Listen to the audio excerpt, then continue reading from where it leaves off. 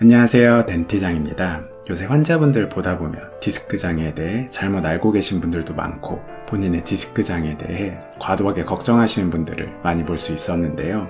턱 디스크 장애에 대해 완벽하고 올바른 정보를 한번 정리해 드려야겠다고 생각이 들었습니다.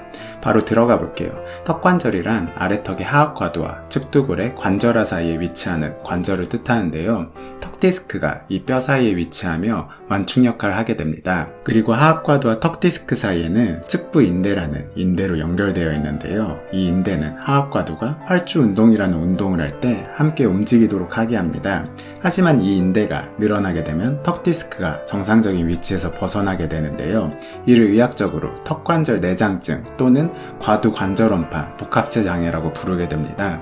흔히 턱 디스크가 있다고 말하면 이런 경우를 말하는 거죠. 디스크가 빠지는 걸 변이라고 부르는데요. 이 변이가 생기는 이유는 직접적인 외상에 해당하는 거대 외상, 그리고 이갈이나 이악물기 등에 의해 유발되는 미세 외상에 의합니다. 외상이 있으면 디스크의 형태가 변하거나 주변 인대가 늘어남으로써 발생하게 되는 거죠. 변이가 발생하면 크게 세 가지 증상이 발생할 수 있는데요. 다들 잘 알고 계시겠지만 턱관절 소리, 통증, 입이 잘 안 벌어지는 개구제한입니다. 간혹 디스크가 뚫리거나 찢어진 분들 중에는 어금니 부위가 떠버리는 증상도 유발될 수 있는데요. 이런 경우가 의심되는 경우는 저는 환자분들께 턱관절 MRI를 찍어보자고 권유드립니다.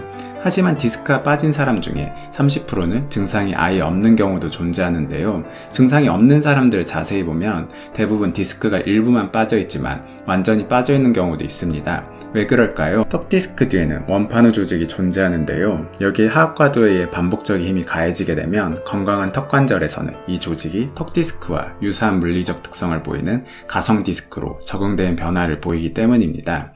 이 가성 디스크가 턱 디스크와 같은 기능을 하게 되면 디스크와 같은 역할을 해 통증이 없게 되는 것이죠. 디스크가 완전히 빠져 개구제한이 있었던 환자분들에게도 비록 디스크가 다시 제자리로 돌릴 수는 없지만 이 가성 디스크가 되는 과정을 잘만 거칠 수만 있다면 일상생활에 크게 문제가 없다고 말씀드립니다. 실제로 치료 목표가 이것이기도 하고요.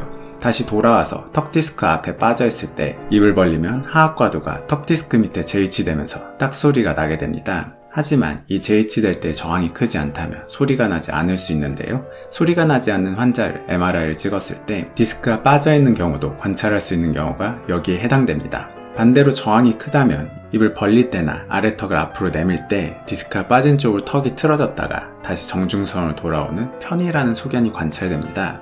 이런 경우는 환자분들이 턱이 한쪽으로 틀어지면서 벌어진다고 하거나 걸리는 느낌이 든다고 표현하게 돼요.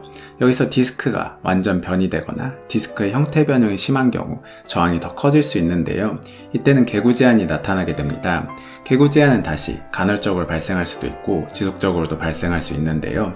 급성으로 발생한 경우 턱관절의 회전 운동만 발생해 2.5에서 3cm 정도로밖에 입을 못 벌리며 아래턱이 디스크가 빠진 쪽으로 틀어졌다가 정중선으로 돌아오지 못하는 걸 관찰할 수 있고요. 이를 의학적으로 편향이라고 부릅니다.